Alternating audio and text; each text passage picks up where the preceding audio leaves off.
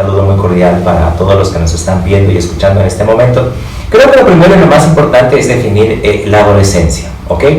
La adolescencia es un periodo de transición, obviamente entre la infancia y la vida adulta, pero que connota algunos cambios a nivel físico, cambios a nivel social, cambios a nivel emocional, que es muy importante tomar en cuenta.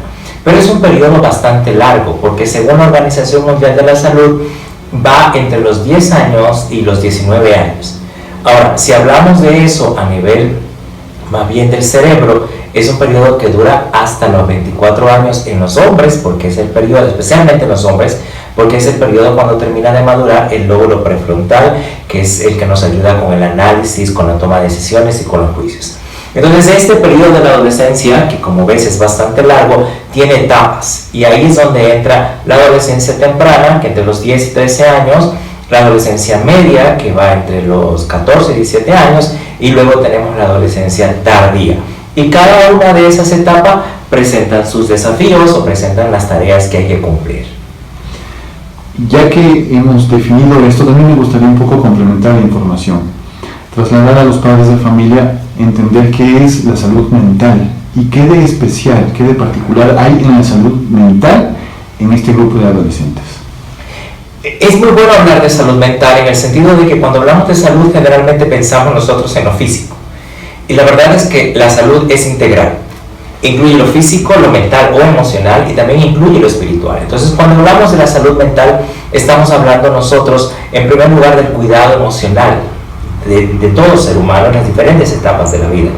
Pero también estamos hablando de que se den las condiciones necesarias de vida para que la persona pueda tener un estado de bienestar por un lado, y por el otro lado, condiciones donde la persona pueda tener los recursos para desarrollar sus capacidades y habilidades de tal forma que pueda funcionar de la mejor manera posible en los distintos ámbitos en que se desenvuelve. Entonces, cuando hablamos de la adolescencia, hablamos de garantizar un entorno familiar adecuado, un entorno educativo adecuado y un entorno también social adecuado para que el adolescente no solamente transite esta edad, sino que cumpla con las tareas propias de la adolescencia y que también encuentre los medios necesarios para que al transitar esta etapa de vida pueda tener bienestar emocional.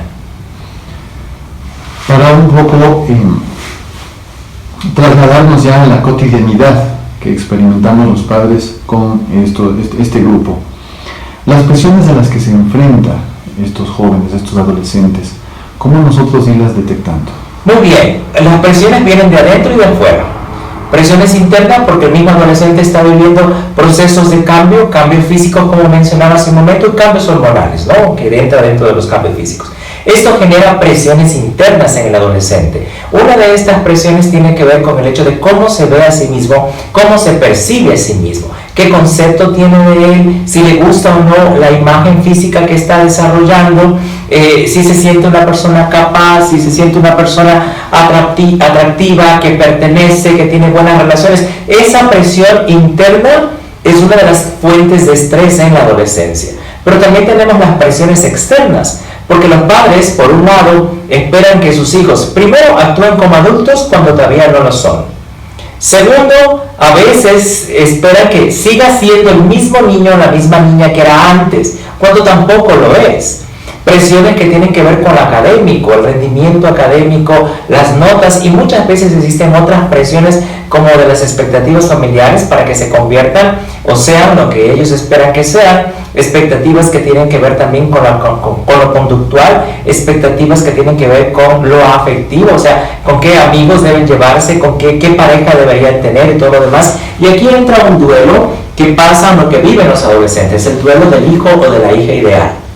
Porque una cosa es el hijo que nosotros tenemos en la mente y que nos formamos especialmente en la infancia de cómo quería que fuera mi hijo en la adolescencia y cómo quería que fuera mi relación con mi hijo o con mi hija adolescente, versus lo real, cómo es, ¿no? Cómo se comporta, cómo es esa relación. Entonces esa brecha que hay entre el hijo o la hija ideal y el hijo real genera frustraciones.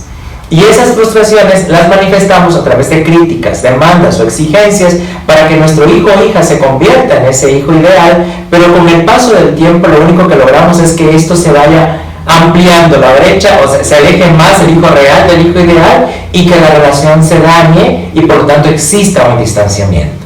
Esto iría paralelo de las condiciones, es decir, si hablamos de un adolescente donde existe papá-mamá, o tal vez de un adolescente con padres divorciados, o tal vez de adolescente que vive con sus tíos, con sus abuelos, o simplemente con alguien a quien se le encargó porque el adulto tuvo que viajar o a lo mejor falleció.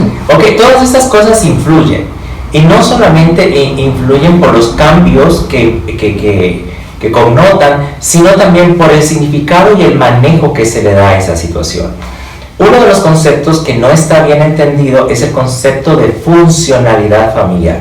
Entonces muchas veces la gente dice, es que yo vengo de una familia disfuncional, porque tenemos la idea de que una familia funcional es una familia que tiene papá, mamá y los hijos.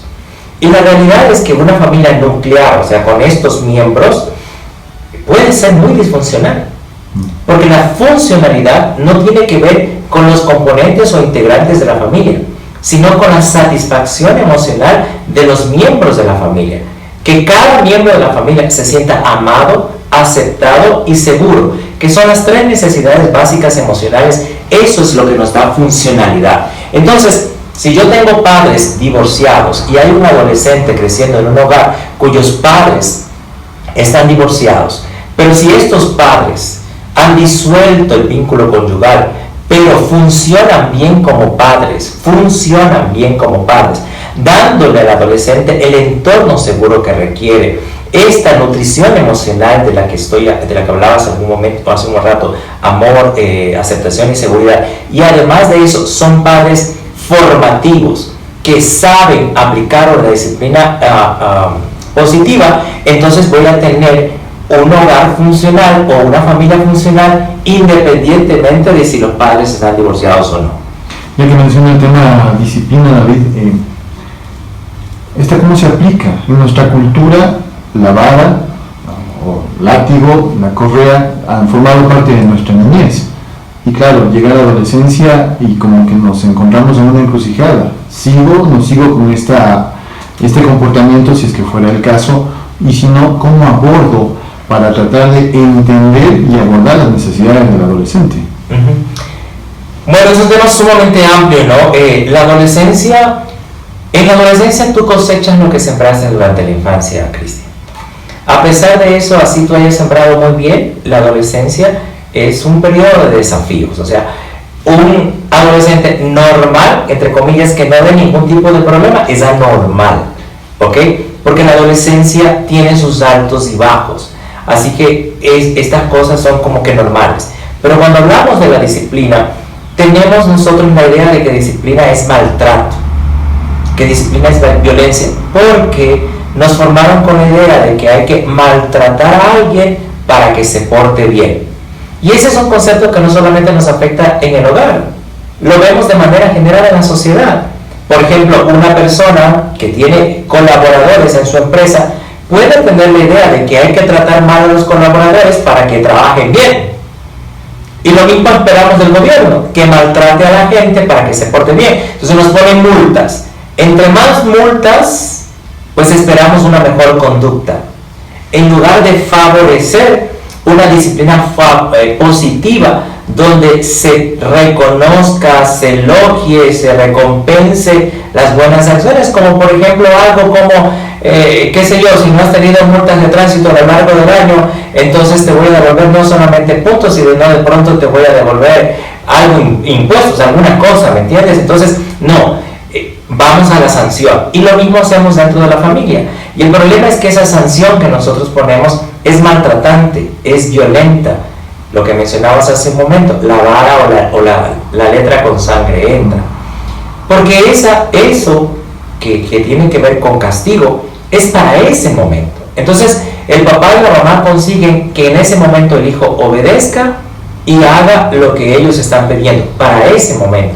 Pero no están internalizando la conducta, no están internalizando el porqué de las reglas, cómo las reglas y los límites le favorecen a él. Y voy a tener un adulto que va a rebasar los límites de velocidad cuando no hay un radar. O voy a tener adultos que hacen señales de luces para avisar a los demás que hay un control de tránsito más adelante, porque no internalizó las reglas. Entonces la disciplina es algo a largo plazo. Si yo tengo un hijo ahora de 2 años, tengo que imaginarme qué tipo de adulto quiero tener cuando tenga 25.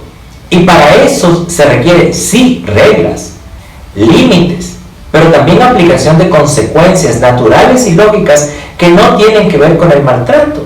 Yo a un niño de 2 años ya le puedo decir algo como, no, eso no se toca. Pero también le puedo decir, esto sí. Y si tú ves, cambia mi expresión sexual, esto sí, con esto sí puedes jugar. Y cuando ese niño no toca esto, pero sí toca esto de acá, puedo decir, hey, muy bien, excelente, lo has hecho muy bien. Voy reforzando y voy formando. A ese niño le puedo decir, toma el pañal y ponlo en el cesto de basura. Y ya lo puede hacer.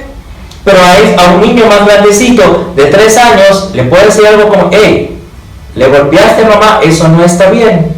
Así que lo siento, pero hoy o en el almuerzo no vamos a ver la tele o la tablet, que es algo que los padres hacen, ¿no es cierto? Hay una consecuencia. Si desde muy temprano las consecuencias se aplican, son lógicas, son naturales y se mantienen, porque a veces se aplican pero luego se retiran, entonces voy a cosechar mejor en la adolescencia. Y algunos en la adolescencia recién empiezan a poner límites, recién ponen reglas o pierden el control. Y lo peor que un padre puede hacer es perder el control a la hora de corregir a un hijo. Porque el hijo le está transmitiendo al hijo de este papá no está en control, no hay liderazgo.